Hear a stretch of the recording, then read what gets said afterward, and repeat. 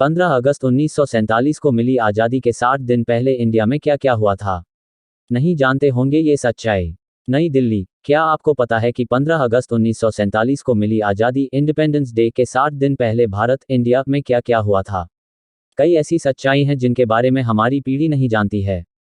इसमें भारत पाकिस्तान का बंटवारा, इंडिया पाकिस्तान पार्टीशन, सीमाओं का निर्धारण, दंगे, माउंटबेटन योजना और रियासतों का भारत में विलय होना मुख्य रूप से शामिल है। नंबर 1, विश्व युद्ध के बाद ब्रिटेन का हुआ बुरा हाल। बता दें कि 1946 में ब्रिटेन की लेबर पार्टी की सरकार का राजकोष हाल ही में खत्म हुए द्वितीय विश्व युद्ध सेकेंड वर्ल्ड वॉर के बाद खस्ताहाल था। तब उन्हें एहसास हुआ कि न तो उनके पास घर पर जनादेश था और न ही अंतर्राष्ट्रीय समर्थन।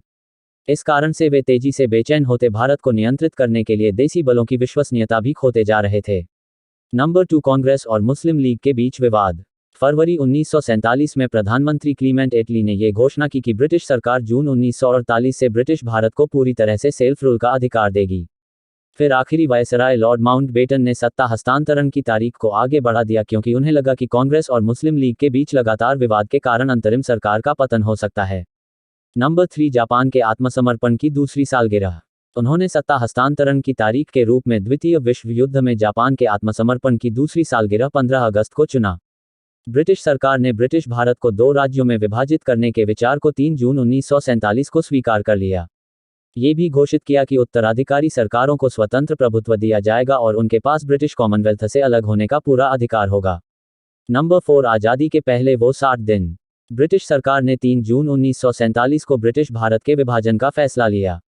भारत विभाजन की योजना को माउंटबेटन योजना कहा जाता है।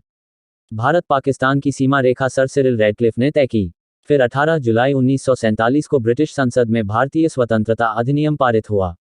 इसके बाद 565 में से 552 रजवाड़े स्वेच्छा से भारत में शामिल हुए। भारत की आज़ादी के एक दिन पहले 14 अगस्त को पाकिस्तान बना। नंबर 5, बड़े पैमाने पर हुआ रक्तपात। विभाजन के दौरान बंगाल, बिहार और पंजाब में काफ़ी दंगे हुए। महात्मा गांधी ने स्वतंत्रता दिवस के समारोह में हिस्सा नहीं लिया।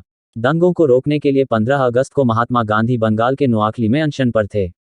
लाखों मुस्लिम, सिख और हिंदू शरणार्थियों ने आज़ादी के बाद तैयार नई सीमाओं को पैदल पार कर सफ़र तय किया। पंजाब, जहां सीमाओं ने सिख क्षेत्रों को 2 हिस्सों में विभाजित किया, वहां बड़े पैमाने पर रक्तपात हुआ। बंगाल और बिहार में भी हिंसा भड़क गई।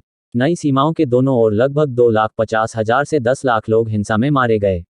14 अगस्त को संविधान सभा की बैठक की अध्यक्षता डॉक्टर राजेंद्र प्रसाद ने की। संविधान सभा की बैठक के बाद भारत की आज़ादी की घोषणा हुई।